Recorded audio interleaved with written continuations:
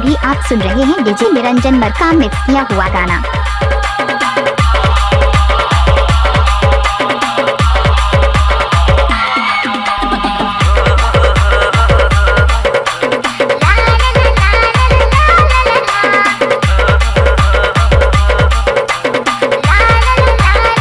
DJ Niranjan Markam.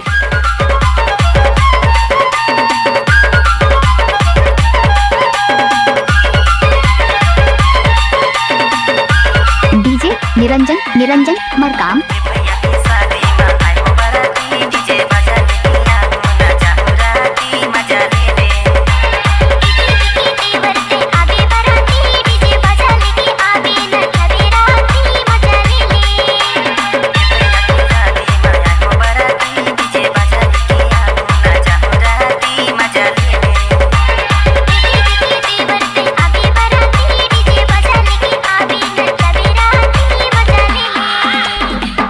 सुना ही होगा DJ Niranjan Markam झांझोला वाले।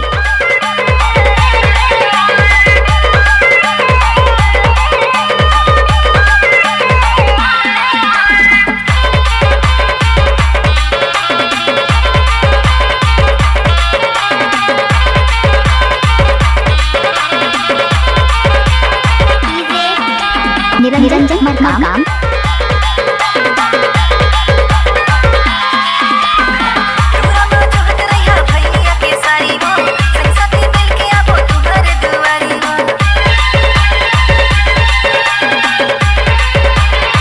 डीजे निरंजन मरकाम।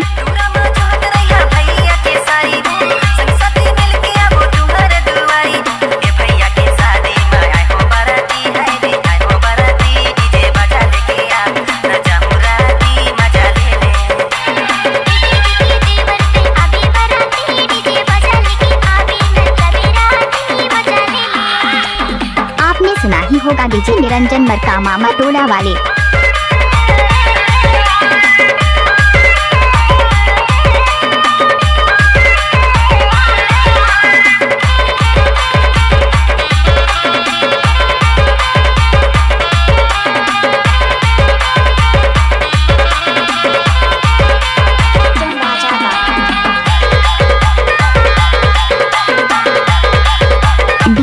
निरंजन मरकाम।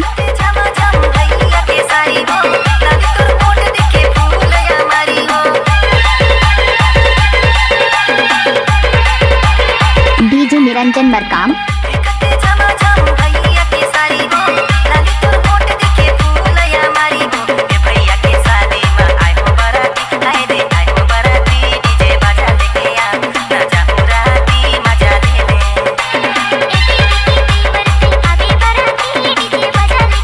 सुना ही होगा डीजे निरंजन मरकाम झांझोला वाले।